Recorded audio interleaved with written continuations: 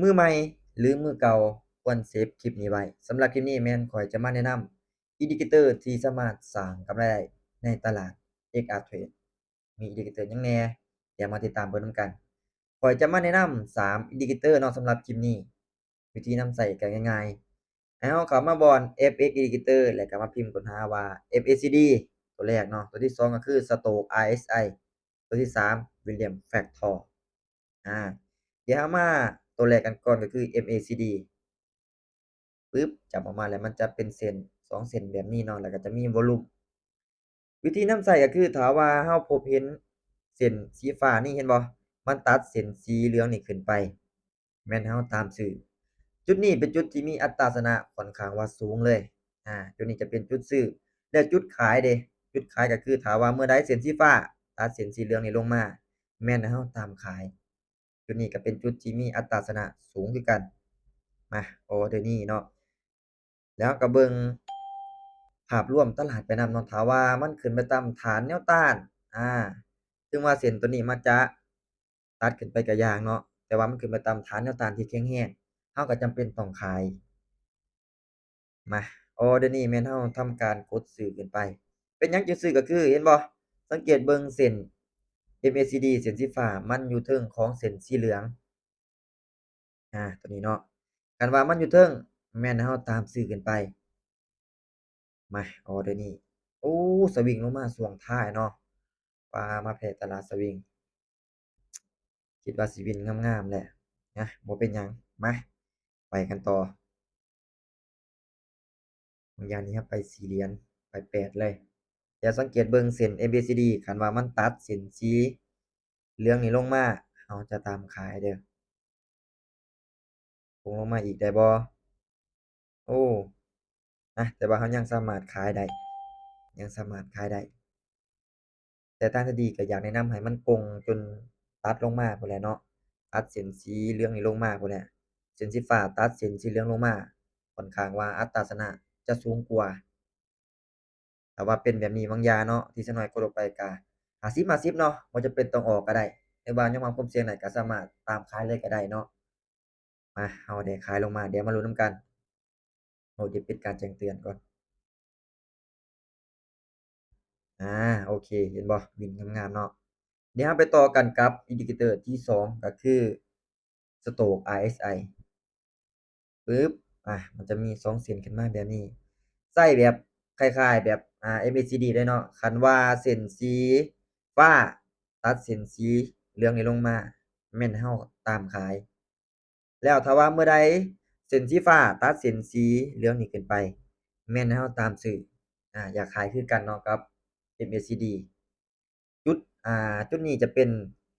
win rate ค่อนข้างว่าสูงหรือว่าอัตราชนะสูงเนาะสำหรับจุดนี้ถ้าว่ามันตัดกันแบบคักๆแบบนี้เนาะอาอัตราชนะสูงเลยมาเดี๋ยวจะออกให้เบิ่งเนาะแต่ละเทคนิค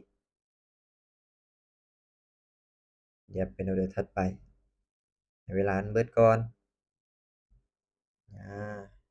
เห็นบ่เริ่มตัดกันขึ้นแล้วปัจจุบันนี้เริ่มตัดแล้วมาเริ่มตัดแล้วเนาะเดี๋ยวเป็นออเดอร์นี้เด้อเห็นบ่เริ่มตัดขึ้นไปเป็นที่เรียบร้อยเนาะอาเดี๋ยวเราจะตีฐานเลยปึ๊บ มาคันว่ามันได้ตัดกันไปแล้วเส้นสีฟ้ามันอยู่เทิงของเส้นสีเหลืองตามซื้อเลยนี่ซื้อเลย10เหรียญแล้วก็บวกกับตลาดเนาะขึ้นไปฮอดฐานค่อนข้างว่าหุ้นแรงแท้เดี๋ยวนี้มาขึ้นไปต่ออีกได้บ่ชีวิตเนี่ยมันได้จงสองวางไว้โอกาสที่จะขึ้นไปต่อนี่ก็ค่อนข้างว่าสูงแต่ว่ามันสวิงขึ้นไปช่วงท้ายเนาะสวิงขึ้นไปหาฐานช่วงท้ายเดี๋ยวนี้อาจบ่จักแต่วิคิดว่ามันยังอยู่ส่ำนี้ เทียนเนาะเนื้อเทียนส่ำนี้มันได้จงสองวางไว้อยู่บนนี้แต่ว่าช่วง3วิดันขึ้นไปหาฐานแนวต้านที่แข็งแรงเลยโอ้พลาดซ้ำเดี๋ยวนี้เนาะพลาดซ้ำดันขึ้นไปช่วงท้ายมาบ่เป็นหยังถือว่าเราใจร้อนโพดเนาะกดออร์เดอร์ออกไวโพดทางที่ดีก็คืออยากแนะนำให้กดช่วงประมาณยัง2-3วิเนาะเพราะว่าตลาดมันมักเปลี่ยนพฤติกรรมช่วงท้ายมาเดี๋ยวนี้ตัดลงมาอีกได้บ่ ตัดลงมาอีกได้บ่อะมันไกลอะขายเลยเส้นสีฟ้าเนาะบางอย่างนี่มันไกลกับเส้นสีเหลืองก็เลยว่าตามขายลงมาเดี๋ยวมาลุ้นนำกันการนำใส่ Stroke RSI ดันลงมาดันลงมาแต่มีน่ะยังเห็นเส้นสีฟ้าเนาะมันใกล้กับเส้นสีเหลืองเนาะก็เลยว่าตามขายลงมาออร์เดอร์นี้หลังจากที่เรากดแล้วเส้นสีฟ้าก็ตัดลงมาแล้วเนาะโอเคสวยเห็นบ่วินงามๆงามๆมาเดี๋ยวเราไปต่อกันกับเทคนิคตัวที่3ก็คือ Williams Factor ปึ๊บโอเคมาเห็นบ่มันจะเป็นลูกศรแบบนี้เนาะอาถ้าว่าลูกศรแบบนี้มันเป็นสีฟ้าสีขึ้นเทิงๆแบบนี้แม่นให้เราตามขายและถ้าว่าเมื่อใดเส้นอ่าถ้าว่าเมื่อใดเนาะลูกศรตัวนี้มันเกิดอยู่ทางรุมเป็นสีแดงแบบนี้แม่นให้เราตามซื้อง่ายๆเนาะถ้าว่าบ่เป็นลูกศรเป็นแบบนี้แม่นให้เราขายถ้าว่าเราบ่เป็นลูกศรเป็นสีแดงอยู่ทางรุมแบบนี้แม่นให้เราซื้อมาเดี๋ยวเราจะเทรดให้เบิ่งจาก1ออเดอร์เนาะ แล้วก็ทุกๆเทคนิคก็อยากแนะนำให้สังเกตเบิ่งภาพรวมไปนำตลาดไปนำว่าตลาดช่วงที่เราเข้านั้นมันเป็นแบบใดสวิงบ่สิเป็นคู่บ่หรือว่าสลับคันว่าคู่ก็ตามคู่คันว่าสลับก็ตามสลับไปก่อนแล้วก็สังเกตเบิ่งฐานแนวมาต้านไปนำเนาะตามฐานที่แข็งแรงก็จำเป็นต้องขาย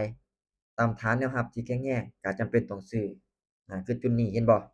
ถึงว่าลูกศรตัวนี้มันจะเกิดขึ้นอยู่เทิงรุมก็ยาง แต่ว่ามันขึ้นไปตามฐานแนวต้านที่แข็งแรงเห็นบ่หลายจุดที่มันขึ้นไปฮอดอะบ่สามารถทะลุขึ้นไปได้แล้วยังลงมาเป็นแดงต่อออเดอร์นี้ขายก่อนเลยสังเกตเบิ่งแหน่จุด1จุดที่2ตัวนี้เป็นจุดที่3ค่อนข้างว่าแข็งแรงเลยเห็นบ่แท่งเทียนแท่งเขียวตัวนี้ขึ้นไปฮอดแล้วแท่งต่อไปก็ยังลงมาเป็นแดงมันบ่งบอกว่าฐานนี้ถือว่ายังแข็งแรงอยู่บ่สามารถทะลุขึ้นไปได้ในตอนนี้ มาเราได้ทำการกดขายลงมาเดี๋ยวมาลุ้นนำกัน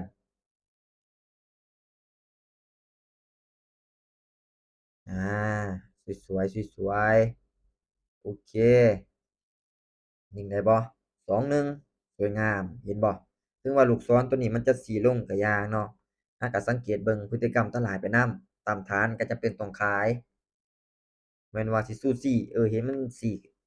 มันมีสีแดงขึ้นมาอยู่เทิงรุมแบบนี้ตามซื้ออย่างเดียวมันบ่แม่นเนาะสำหรับคลิปนี้ก็ประมาณนี้เนาะสำหรับการนำใส่3 Indicator วิธีนำใช้ก็ง่ายๆเบิ่งตามคลิปนี้เลย แล้วอยากบอกว่าทุกๆเทคนิคบ่ได้วิน100%มีวินแหน่พลาดแหน่หลักๆแม่นเราจะใช้การกุนเงินเข้ามาช่วยเนาะอาแล้วก็อยากบอกว่าทุกๆการลงทุนมีความเสี่ยงก่อนที่จะเข้ามาลงทุนควรศึกษาให้ดี